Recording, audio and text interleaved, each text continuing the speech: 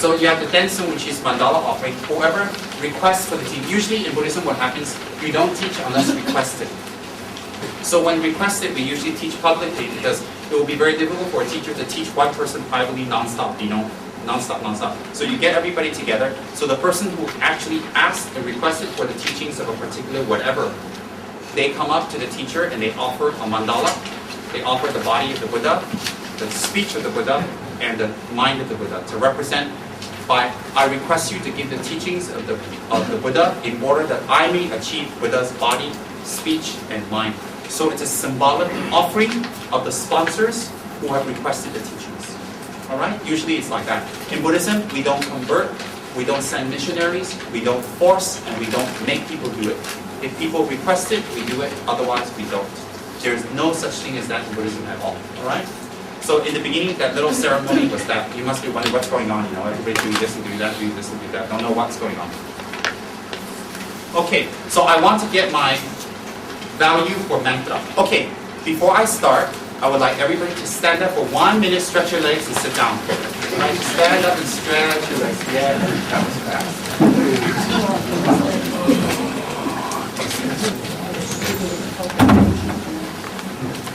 Yeah, open the door. Hello, Robert. Come. Come in. I saw your wife leave with some strange man just now, very tall and good looking. It wasn't me though. She disappeared. She said, "Tell Robert it's over." No, I'm just kidding. She's somewhere around. Oh, you can take mommy and daddy home. It's okay, very nice. Thank you. See you again. Bye-bye. Bye-bye.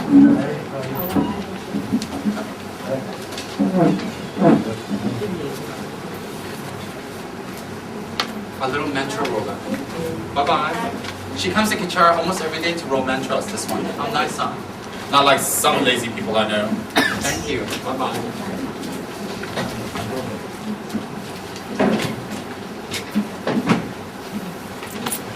Better.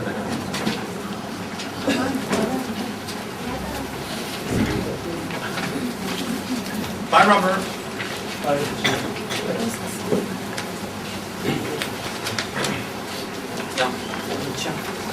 Give this to us. You drink this because you're not used to all this. Here, give this to Kim. Hello. Xiaojian doesn't get one. She's used to it already. The lady next to Xiaojian is Kim. I know.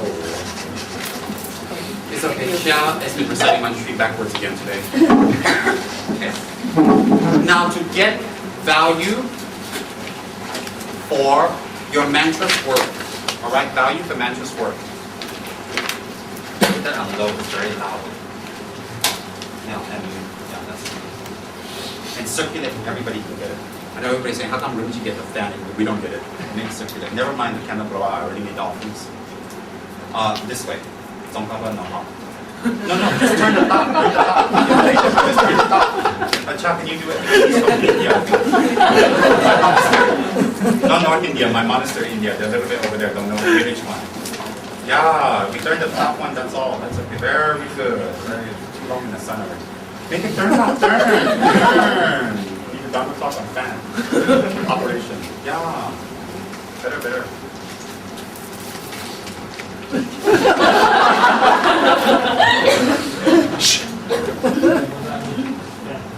Buddha don't need no fan. Your Buddha need a fan because your Buddha a funny one.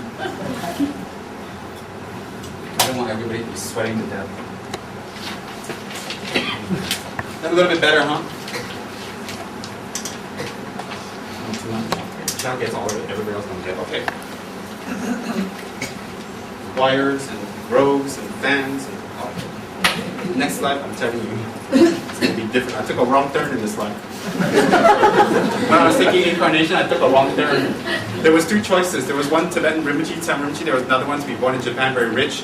And I don't know. Somehow I got distracted, maybe some lights in the sky, the sun was rising, I was looking and I took a wrong turn, I woke up and here I am.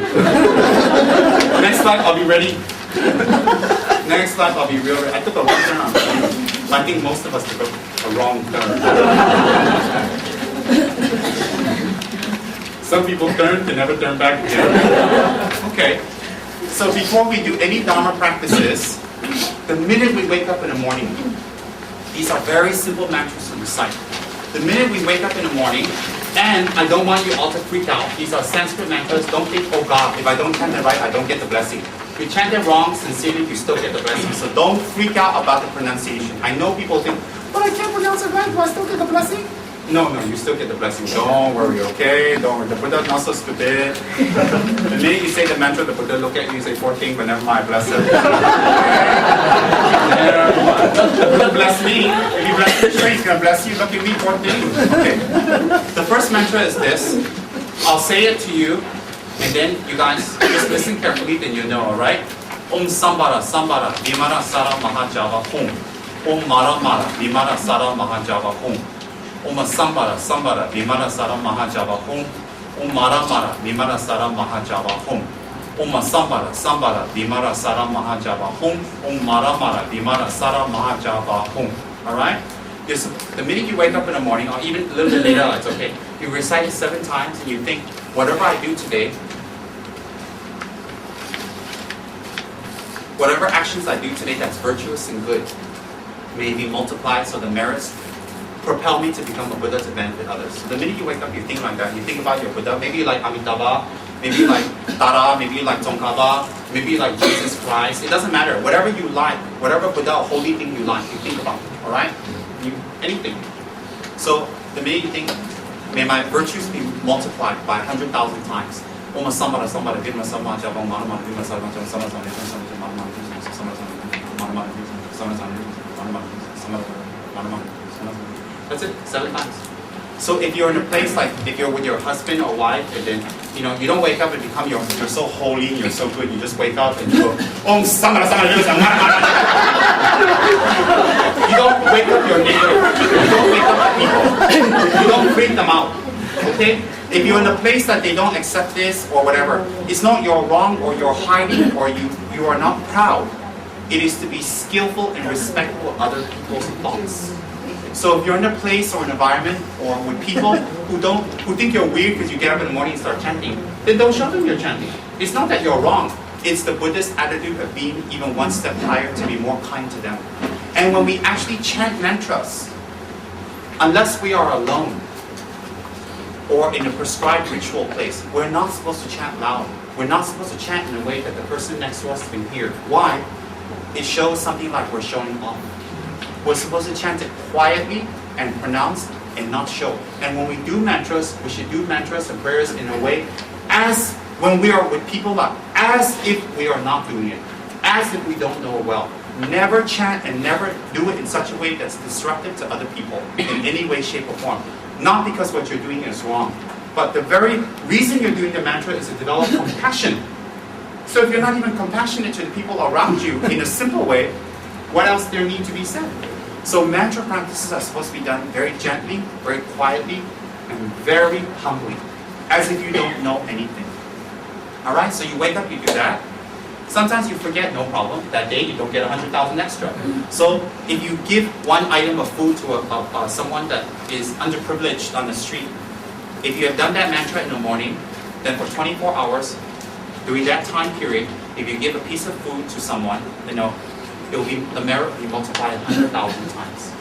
So if you recite the mantra, Om Mani Padme Hum, Om Tari Tu Tari Parisa, Namo Kwan Su Yin Posa, or anything, it will be the merit of it, not the mantra, will be multiplied 100,000 times. Some people say, can I do the mantra and then I'm supposed to do 100,000 mantra, can I just do that and do this once? I had some people ask me that. And actually I thought, I asked my guru, I got shouted at.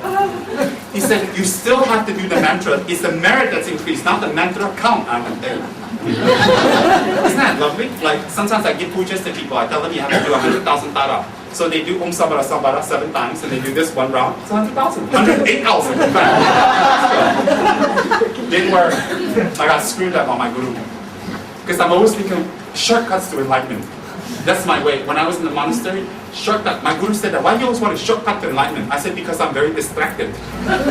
He said, why are you distracted? I said, because I'm a clown. I don't know why. I just want a shortcut. I want to be a Buddha fast. Yeah. Anyways, number 2. The rosary is a very important object to use. Your rosary. They should be of lotus seeds, crystals, sandalwood, or Bodhi seed wood, or they can be a precious item such as amber or lapis lazuli. These 5, 6 objects that I mentioned are very, very good for meditation and very good for developing compassion. If you can't get that, and you can just get a normal one, it's still okay. Don't think, oh my God, I don't have lotus seed, or I do this, I want to become compassionate. No. I mean, there are certain things that you can do. If you cannot do it, it's okay. Don't think, if you don't have an amber mala, Buddha don't bless you. Or you have lotus seed, it's 20 ringgit, amber is 100 ringgit, Buddha give the 100 ringgit mala, more blessing. So you do, no, Buddha's not like that. Buddha's not like a Chinese businessman. He got amber mala, I give him more blessing. He got a lotus one, I give less blessing. No, Buddha's not a Chinese businessman. Buddha's a Tibetan businessman. Tibet no money one. Okay, so it doesn't, so 108, and usually it's nice not to let people touch your malas. I mean, if they grab and touch it, they say, you can't. My guru said you can't touch my mala. I mean, it's not like they're touching your bubbly or something, you know? It's just a mala. I mean, if asking they touch it, okay lah. But some people, if our energy is weak, and some people have some funny energy, it can affect us. It can definitely affect us, because not all of us, it's not that they intentionally want to hurt us, but sometimes just got them. So to bless your mantra daily, bless your rosary daily and keep it as a very holy object to recite mantras. And also, if you bless it, if you bless it, right, it will be increased. I don't understand this increasing. I think it's another 100,000 or whatever. The merits, because that's number system. I don't understand. FG understands, but I don't. You can ask FG Rinpoche afterwards. Anyway, if you recite it and you blow it on, it's increased at least minimum 100,000 efficacy. So what you do is you hold your mala. Rutsira mani pravadaya hum, rutsira mani pravadaya hum, rutsira mani pravadaya hum, rutsira mani pravadaya hum, rutsira mani pravadaya hum, rutsira mani pravadaya hum, rutsira mani pravadaya hum, and you blow on it. You're consecrated. So negative energy cannot touch your mala, negative energy cannot touch your rosary. And every day you do that, your rosary becomes more and more powerful. And later, when you become an accomplished person, very compassionate, your rosary can be something that is an object of blessing. So people can touch it on their head and bless them. If they have spirit possession, you touch them with it, the spirit will run. Alright? If you don't have that power, don't show off, because if it's a spirit hits you. Okay? So, be very careful, because some of these spirits you don't know. I'm serious. You know, when I do exorcisms, I do divination. Who's more powerful, him or me? It always is them, but never mind now, I got the Buddha behind me. Because I tell the spirit, if you don't beat it, I'm going to send Black Dara. And Black Dara looks like this. So whenever they see Black Dara, they split. I love it. It's not me. People always think, oh, they say, oh, Tsem is so powerful. When we recite mantra one, you know, the spirit go like that go, or this go, or that go, the control the God. It's not Tsem. I'm going to let you on the secret. It's them. They're always hanging around. You know, they're not hanging around me because I'm special. They're hanging around because I asked them to hang around. I said, don't hang around. I'm going back to India. So they hang around and help me. They hang around. It's blackmail. Buddha and protector don't help me. I go back to India. You teach Dharma yourself. So he says, okay, because they don't want peace, they want to hang out in heaven or something, I don't know. No, I'm just kidding, just kidding, just kidding. Okay, the next one is, when you put offerings out, the offerings can be taken, the offerings can be taken away by spirits, or sometimes not clean or impure. To purify the offerings, you can do this mantra to bless the offerings and increase it. And the mantra goes like this. Namo Ratnachayaya, Namo Bhagavate, Benza Sawa Parmatine, Tata Kataya, Arhasama Sambuddhaya, Teyata Benza Benza Maha Benza Maha Teja Benza Maha Vidya Benza, Maha Bodhicitta Benza, Maha Bodhi Mando Pasam, Kramana Benza, Sawakama Varana, Visutane Benza Soha. So, like example, we offer light to Kuan Yin on your altar at home, to Kuan Yin or to Buddha, or you offer incense, or you offer some food, you offer some bao bread, you know, whatever. Or you go to Tsem Rinpoche and you offer him a very beautiful, fabulous, big, fat, delicious ang bao, whatever you want. Oh, another one. Hey, good side, I say ang bao Tong showed up. Hello. Hello. Come. Hello, Mr. Kong. How are you? How are you? Nice to meet you. Yapo Chu, nice to see you. Hello. Hello.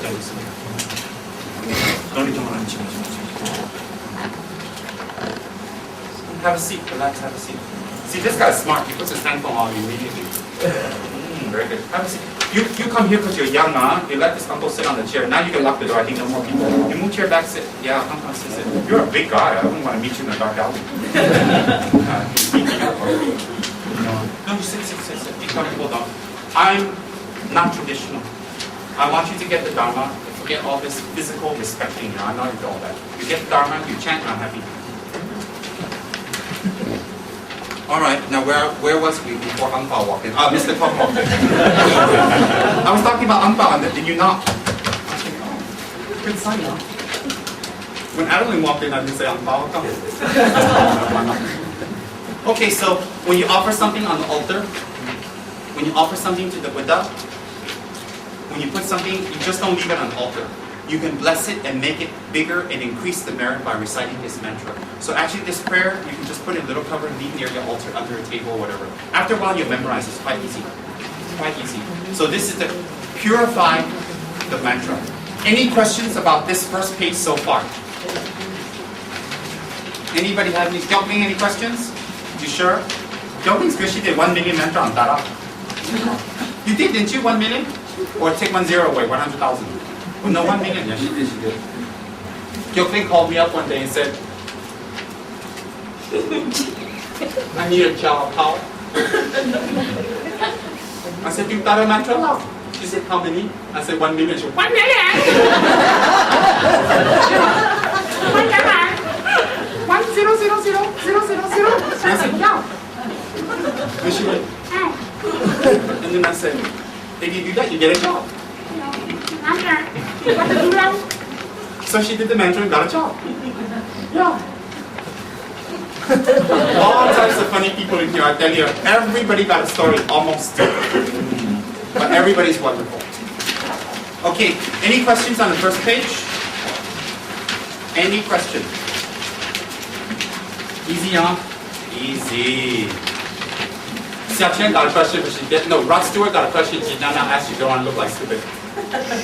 She's like, better not ask. I look stupid. Like, never mind, lah. Just ask. No, you know, huh? Let's have 𝐶𝐤𝐤 recite the mantra for us. Rod Stewart. Oh, yo. You're as red as your hair. There's another funny one. She had a trip to Korea in England. So I didn't want her to go because we had some work here. So I tricked her. I said, you know, the trip won't be successful. She went, is it? She said, should I cancel it? And she was twitching, you know. And I said, no, you can do some mantras. I tricked her to do some mantra stuff. See, you got to trick these people to do Dharma practice. You tell them straight up, do it, you're going to be a Buddha, they say, get lost. You tell them you're going to have an accident, do it, they go, okay, I do it. So some people, you blackmail them, make them do the mantra, they do it. When they become higher level, they know what the purpose is. So with Rod Stewart, I blackmailed her now. So I got her to do a few little pujas and some little extra mantras, so she's sitting on the plane. So a few months ago, she was looking at something and saying, you do mantra. Oh, and like this, she's doing it now. Never mind. She's a good victim, look at that. She's a wonderful person. You can tease her to death, she don't care one. This is friends I like. We are victims. Yeah, okay. I mean friends. Now, as a Buddhist, we're very worried about a lot of things that we step on. A lot of ants and animals we step on, and there is some bad karma associated with it. It's not very heavy because we didn't do it on purpose. So to avoid that, Buddha taught a mantra for us to recite. And these things I'm teaching you is just extras. You don't have to do it, all right? And this has nothing to do with SARS. I'm just giving you this as a normal practice. General practice is no yellow hat, red hat, this second is Buddhist practice, general, okay? So the next mantra is like this. You recite it 3 times, and you spit on the soles of your feet very lightly and gently, all right? And if you're very prosperous and you can't reach your feet, then you can, maybe long distance up. You do your own way, I don't know. So you do the mantra, 𝐴𝐬𝐸𝐾𝐬𝐸 𝐐𝐴𝐸𝐸 𝐴𝐬𝐸𝐸 𝐴𝐬𝐸𝐸 3 times, and then you spit on your feet very lightly, like this. Very lightly, just 1 2 small dot. No. Don't have to go crazy long. Alright, you don't, just a little bit. And then you put on your socks and shoes and you go to work or whatever. And that day, whatever animals you step on accidentally, you actually, when they die under your feet, they take rebirth in the God realms due to this mantra. But then don't run around. I send you to Buddha realm. Only by accident. Only by accident. Because I know there are people out there frustrated and they have nothing to do and they just want to take it out on the insects. So, well, I send them to Buddha heaven or not? Cannot, okay? Yeah. So, this is by accident, like you step over God. Because like in my house in Bandar Utama, nearby, near the outside area, we got a lot of ants in the other day. I stepped on about 20, 30 of them by accident when I went to the area. And I forgot to do my knee throw. Yeah, like that, okay? Then, before you actually do the meditation. Oh, any questions on the blessing of the feet mantra? Anything? Can you do it for a young child? Oh, of course. You can do it for a young child, but as they get older, teach them. Of course you can. That's a good question. I never thought about it. Yeah, I can. Why not? Well, how many feet do you have?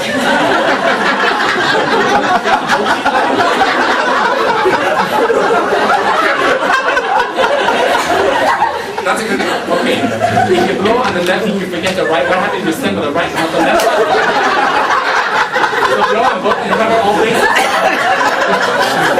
This one I like her. She's good. You blow like both feet.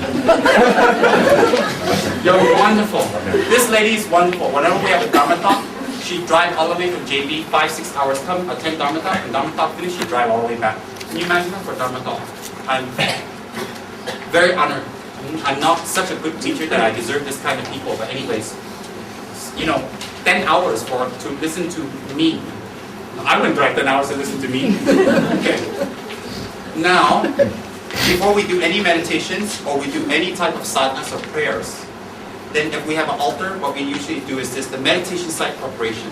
The first step is we should sweep and clean the room. Sweep up and clean the room, dust it lightly or whatever, like straighten it out and arrange the altar. Number 2, make offerings on the altar of light, food, incense, water bowls, water, etc. Whatever you usually put. So first you clean up the place slightly, and don't think I clean for me. Think I'm cleaning for the Buddha. Buddha is here.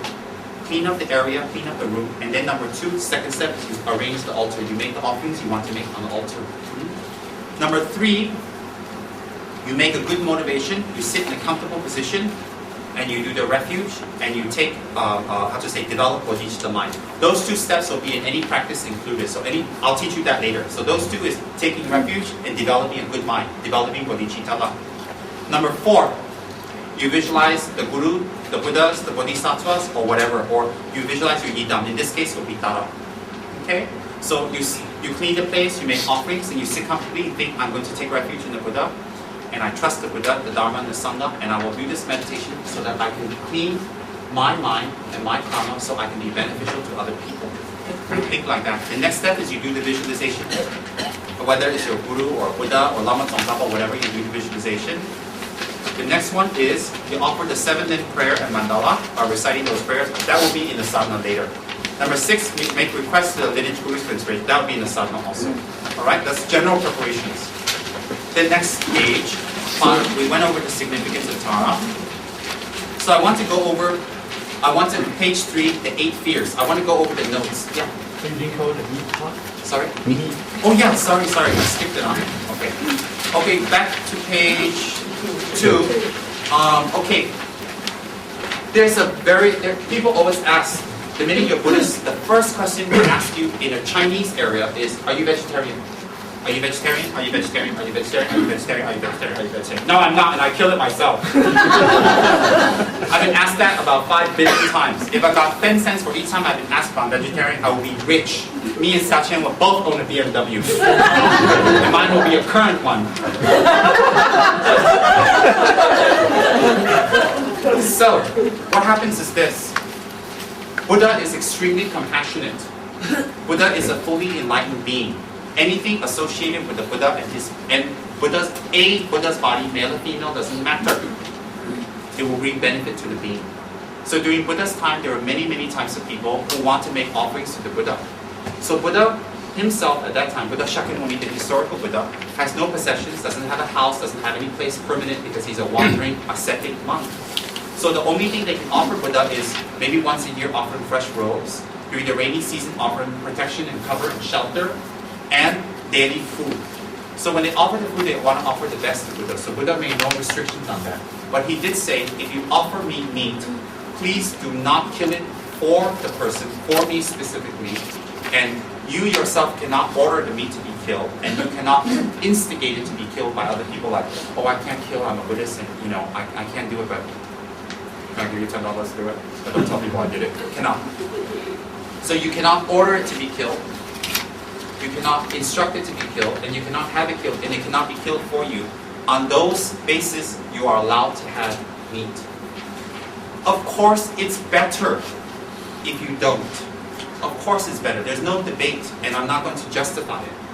But in northern parts of Asia, when the landscape is very harsh and very cold, such as Mongolia and Tibet, not all of Tibet, parts of Tibet, where there are very little things that grow, and people live off the livestock, there was almost no choice. So Tibetans, on a general cultural and geographic basis, Tibetan practitioners do eat meat. So in order to avert the karma of that, there's a mantra for it, spoken of by the Buddha, that if you recite it 7 times and blow it on the meat before eating it, the animal itself will be blessed, and you will plant the seeds of that animal that has died to be reborn in a pleasant place in the future.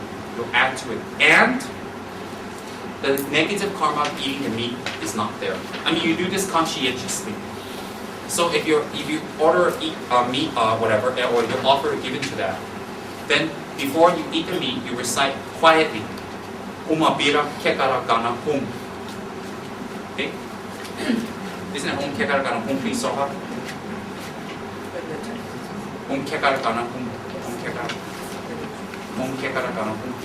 Can you check that? You have it written down now? Something like this one. You got it?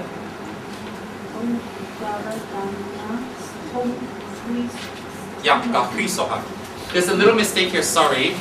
So after the home, you put HRI, H-R-I, and then the next word is S-O-H-A. Sorry about that. 𝐴𝐵𝐸𝐴 𝐽𝐸𝐴. 𝐴𝐵𝐸𝐴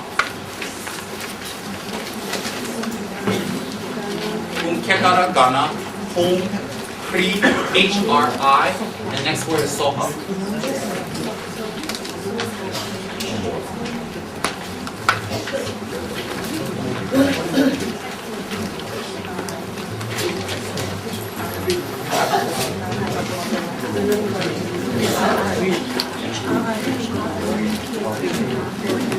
You write, madam, you write this time? It's okay. Janet got pen? Oh, okay. Oh, yeah, he's very smart. On top got this mantra here. Please, so just add to it. Yeah. Okay, so you recite the mantra, 𝐴𝐵𝐸𝐴 𝐽𝐸𝐴. Wait a minute. No, wait, I'm getting all mixed up here. Wait, 𝐴𝐵𝐸𝐴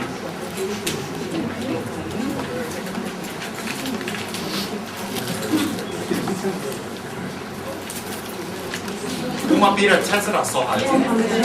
Yeah, it's completely off. Yeah. Okay, give me your pen. Can I borrow your pen? Thanks. Maybe this one's got thicker ink, huh? Yes.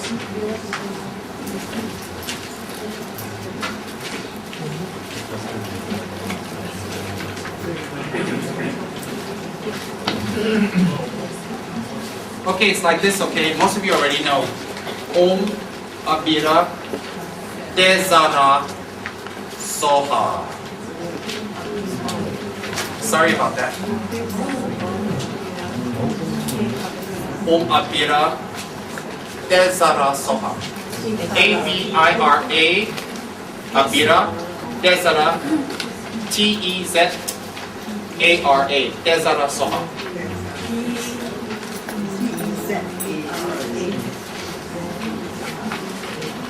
O-M, the next word, okay, everybody look here and listen. Om is the first word. Next word is 𝐴𝐵𝐸𝐴, A-B, I-R-A. Okay, next word. T-E-Z-A-R-A.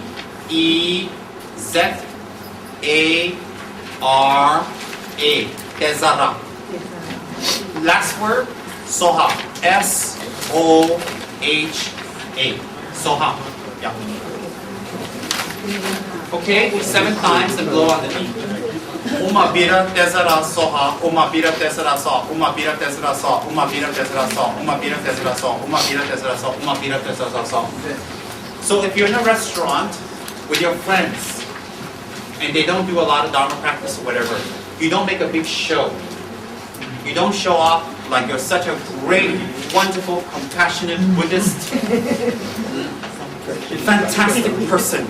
And then you sit there with your mudras, pray, and you tell everybody, wait. I've got to bless the meat before I eat it because I'm such a good Buddhist. And I'm almost becoming enlightened. Oma Bira Tezara Soha. And then you blow on the meat.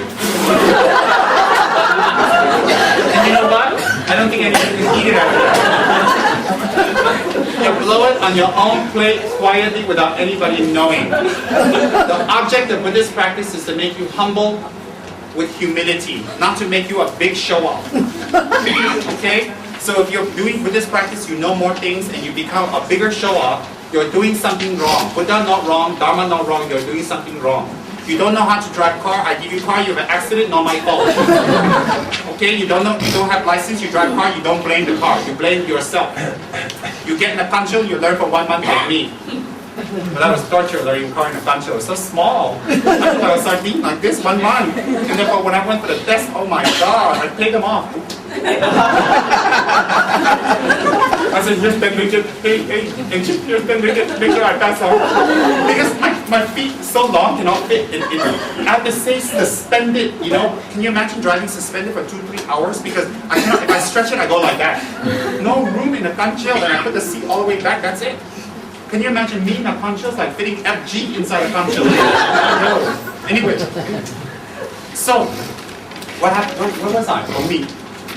Okay, so whenever you do mantras and you're in public, you're with people, show like you are not a practitioner. Show humility and humbleness. And someone else knows something more, say yes, you know more, do more. Always oblige, never show off. The more you do Dharma practice, the sign of Dharma practice is humility. Not showing off your knowledge, not showing off mudras, not showing off mantras, not showing off what you are, who you are. The very greatest masters, the greatest practitioners, female, male, layperson, monk, nun, whatever they are, the greatest practitioners are the ones who have real power and clairvoyance. They will always tell you they don't have it. They will always not show it unless totally necessary, and they will always be humble. That is a sign of a spiritual practitioner. It is a sign. One who tells you they have it, run the other way. One who shows off, run the other way. Because spiritual people never show off. The more spiritual you are, the more humble you are. Humility doesn't mean you're quiet and you run around and get slapped around by people. Humility means not showing off your knowledge. And that is the pit of the steps to Dharma practice, to becoming a Buddha. That's very important. That was highlighted to me by my many gurus, and I saw them living the example. They're very attained masters. I've seen some of my masters who actually people have fallen off from the 2nd floor, you know, at the Dharma Center in America. They fall off from the 2nd floor and they collapse and they hit their head and they're unconscious. And my gurus will come out and smile and say, oh, everything okay, call the ambulance, I'll call it. Okay, never mind. They come and just talk to people, smile, put their hands on their face, and the guy will wake up. I'm still slapping them, they still don't wake up. Yeah, and you can see their power. And sometimes, I remember once in America I was going, oh, here we go again. In America I was going for my driving license, you know, 100 years ago, I can't remember already. I was 18, 19, you know, but now I'm 25. Anyways. Okay, now I'm 28. Anyways, when I was 17, 18, I was going for my driving license, you know, and I went twice, and I failed. So that if you fail a 3rd time, you cannot take it for a few months, like 6 months or a year. I forgot what was the stupid rule in LA, you know, Los Angeles. Anyways, I failed twice. Oh no. So I went to my guru, I said, you know, I really need to drive, I need to get around because, you know, it's a big city. In Los Angeles, the public transport is not wonderful. It's not like New York, they have underground trams and all that stuff. It's all outside, all buses. And oh my God, you get run over by bus or beaten up in the bus. I got beaten up on the bus once, but never mind.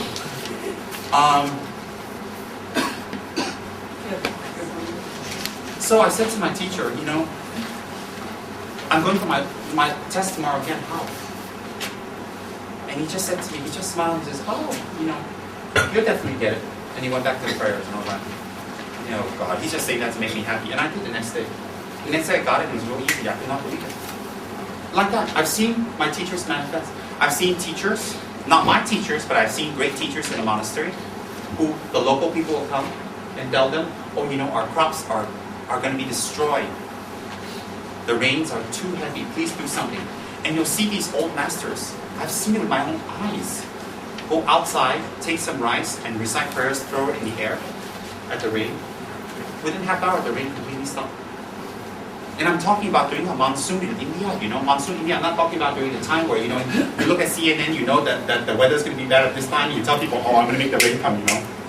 No. I've seen some of them sometimes when there is no rain, and everything is drying up, and they come and they beg these masters, please do something. And I see them go out. They throw some rice. I don't know what they recite. I tried to bribe them. They wouldn't tell me. Anyway, they throw up in the air, and then within half hour, you see rain. Sometimes within 15 minutes, torrential rain. And I'm like, oh my God. I've seen it. I don't teach you these things because they're eloquent, or they're nice, or I'm bored with my life. I am bored, but I'm not that bored. Okay? I've seen it, and it works. These things work.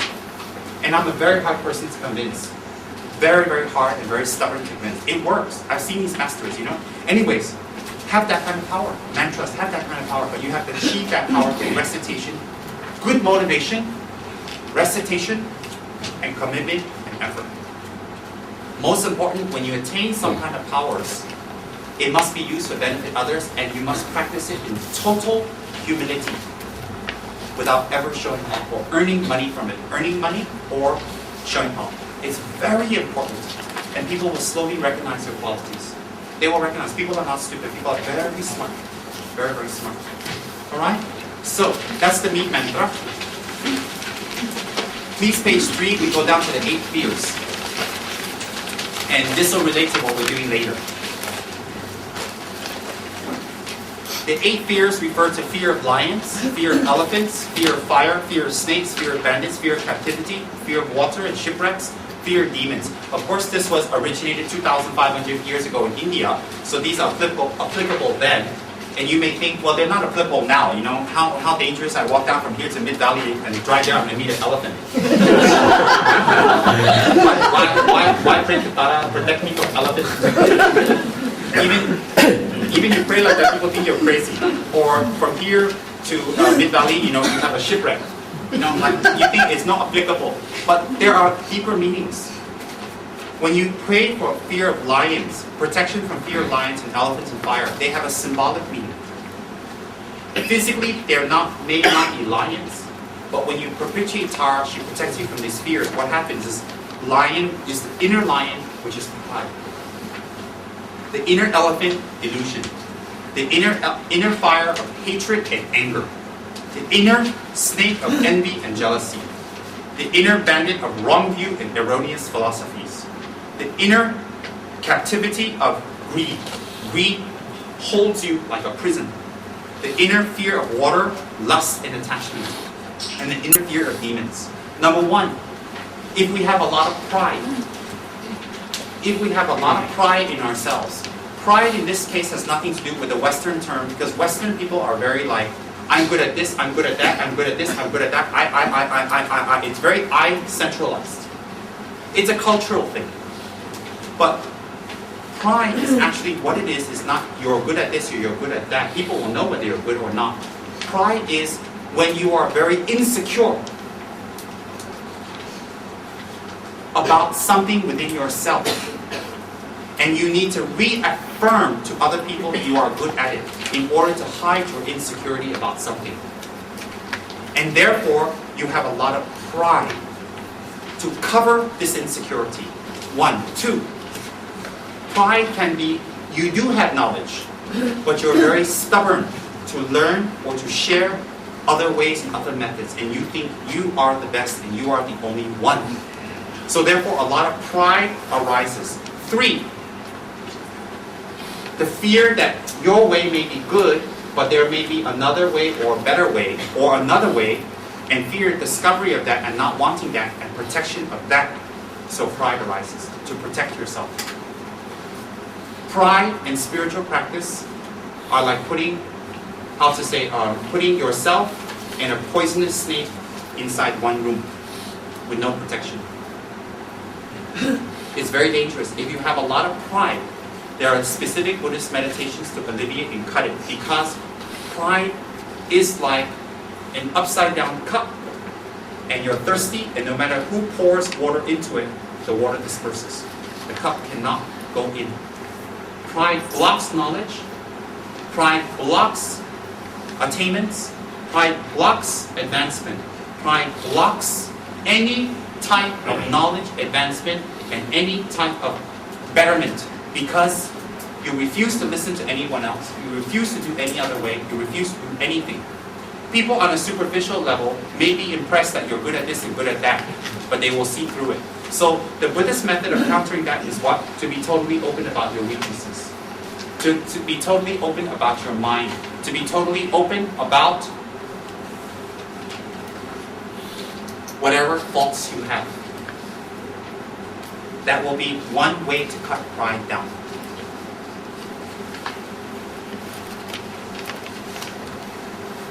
Illusion is viewing reality, viewing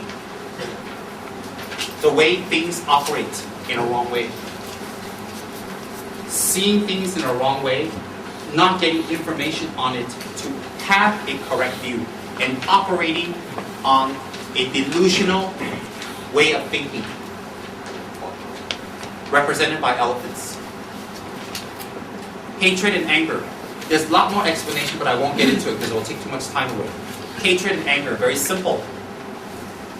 Anger and hatred, there are two types. There is anger and hatred that actually arises that you wish to harm the other person. Your motivation is to harm and to damage the other person. Therefore, through anger and hatred, you harm them.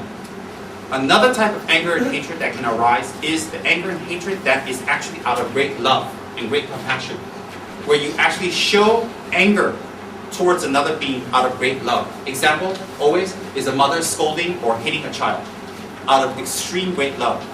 A father scolding a son, great love. Looks fierce, looks wrathful, is painful, but the motivation is love. But the anger and hatred that we wish to alleviate is the one that's motivated to harm the other. I didn't get what I want. I am belittled. A lot of pride. And therefore anger arises. And that anger is uncontrolled, and we wish to harm the other person in any way, shape, or form. If we're a good person, afterwards we regret. If we're a bad person, we carry it out. A very, very big obstacle to Dharma practice. It burdens your being, it burdens your practice, and anything you do, you will not have peace. Represented by fire. Envy and jealousy. Envy and jealousy is never satisfied with what you have. Always wanting more. Always demanding more. If you have 1 million, you want 2 million, and you can't be happy with 1 million. If you have 2 friends, you're not happy, you want to have 10 friends. If you have 20 outfits of clothes, you're not happy, you want to have 13. Anger and jealousy is very harmful. Jealousy and envy is very harmful is because you are never, ever satisfied with what you have. And you never reflect on what you have, but you constantly live your life on what you do not have.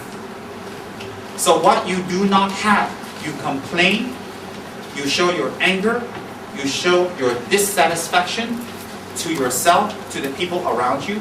What happens? People go away. People run away. And people avoid. So jealousy and envy is one of the greatest enemies of yourself, because that is what drives people actually away. You're never ever happy. We will never be satisfied with what we have until we die. So to counter that, we have to reflect on the good things that we have. It may not be as much as the good things the next person has, correct. But you still must have good things in your life. And another way to counter that is to realize if you work this hard to achieve this, you have achieved it. So if the next person has this and you don't have it, instead of being jealous, you should rejoice that they have developed these qualities. They have developed and their time and their energy into this to achieve that, and to be happy for their sacrifice. When you sacrifice and you achieve something good and other people are jealous of you, your explanation is, but I worked for it. Yes. Similarly, other people have worked for it also. So people who are better than us, people who have achieved more than us, instead of all the time sitting among snakes that constantly bite us and that are venomous, the snake of jealousy and envy, we should transform it into lotuses that are harmless. By thinking that these people have collected the merits and the karma in previous lives to get these items, to achieve these items. And I rejoice, and I'm happy for them. Your mind becomes calm. Wrong view and erroneous philosophies.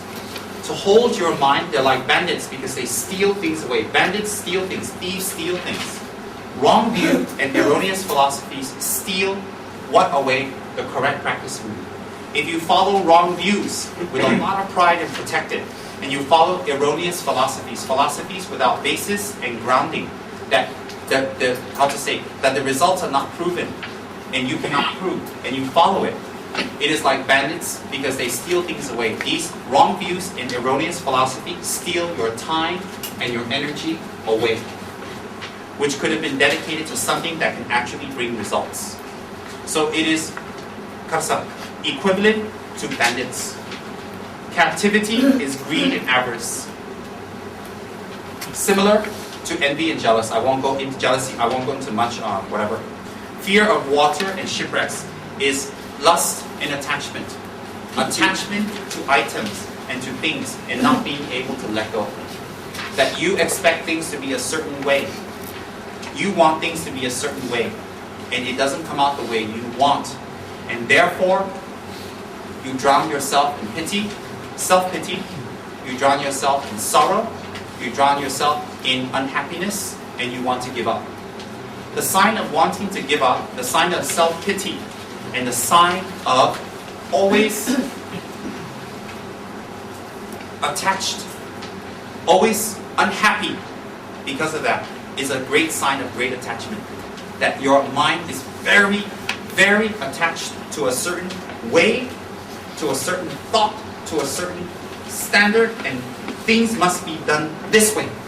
And if it's not done this way, you are unhappy, you wallow in self-pity, you complain, and you want mercy. Constantly, it's like a shipwreck because in the middle of the ocean, instead of achieving its destination, the ship goes under. So what you could have been, what you can do, you don't do. The ship could have gotten to its destination, but it doesn't. It becomes shipwrecked. Why? Your attachment is very deep. To counter that is to realize that everything is impermanent.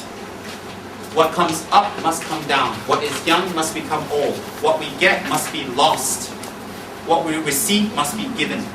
Everything you have now, your children, your family, your parents, your clothes, your jewelry, your money, your position, your station, your knowledge, everything actually belongs to other people. Why? You can only have it for a few years. At the time of death, you must relinquish everything. And you may think, oh, I'll relinquish it to my kids and that. No, no guarantee. No guarantee your children will use it wisely. No guarantee it will create harmony among them and not disruption and fighting and arguments and disharmony. Nothing that you have, nothing that you own, nothing that you use, nothing is permanently yours. Until you realize that truth, until you realize that single truth that Buddha has taught, that nothing belongs to you and everything you have changes and must degenerate. If you don't accept that, then whatever you lose and don't have, you will constantly be attached and you want it again. And therefore you suffer. I don't have this, I don't have that, I don't have that, I don't have this, I don't have this, I don't have that. Because you don't want to see the truth. You don't want to accept what is reality. So when you don't accept what is reality, when you lose, you suffer. You will have to lose it. But there's a way of losing things. There's a way of giving things up. One that creates more negative karma, one that creates no negative karma. Everything you have and everything you use and you own belongs to other people. Even the great kings like Tutankhamun, where they have buried their treasures in secret catacombs and secret underground, tightly trapped pyramids, are now completely open for the world to use, displayed all over. Even they cannot keep their wealth with protection, with catacombs. Great kings and queens have to lose their possessions. Who are we? Even when Buddha dies, he has to leave his stacked begging bowl and robes behind. Nothing can be kept. Therefore, when nothing can be kept, we use what we need and be happy with what we have. Whatever extra, use it for the benefit of others. Use it for the benefit of others. Then you will cut your attachment. Attachment is when you expect and want things to be a certain way, and it must be only that way, and you cannot get away from that. And you hold on to that. You suffer. And if you're silly, you make everybody around yourself suffer. If you don't have the karma and you don't have the support, merit to have what you want happen the way you want, and you force it to be that way, you have not accepted the truth of impermanence. You will suffer. No one else. And in the process of suffering, you will do more and more actions to try to get it, and create more and more and more and more negative karma. More and more and more. The karma just becomes bigger and bigger and bigger because you don't want to see what is true and accept what is true according to Lord Buddha. And what is the truth? The truth is, all things must decay. What we get must be lost. What is young must become old. What is rich must become poor. Everything must be given up. Realize that, understand that, accept that, and then live your life and enjoy what you have. It will be a different perspective. Buddha cannot take your problems away. Jesus and God cannot take your problems away. If they could, they would have a long time ago. But giving you wisdom and a different perspective of looking at it through wisdom will take your problem away. In what way? You have the problem, you don't suffer with the problem. There's a difference of having a problem and suffering, and having a problem and not suffering. There's a very big difference. So us not wanting to see what is reality, we don't have the karma to get this, to achieve this, yet we force it.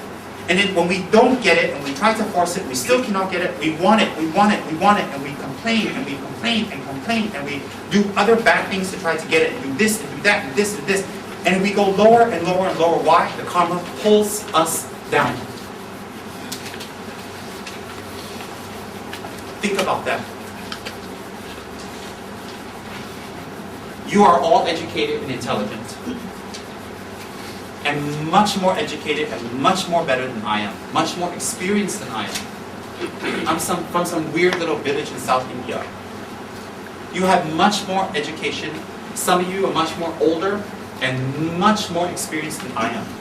Therefore, I don't teach this to you. I present this truth spoken by Lord Buddha to you, and you all check it out and see, is it true or not? If it is true, apply it. If it is not true, never mind. You don't go to hell. Buddha doesn't punish you. There's no guilt trips. See and check. That's what Buddha said. See, check, and see, check, see, and check. Correct or not? If it's applicable, apply it. It will definitely relieve a lot of sufferings and unhappiness. Accept that things has to go. Accept that things have to change. Accept that things have to degenerate.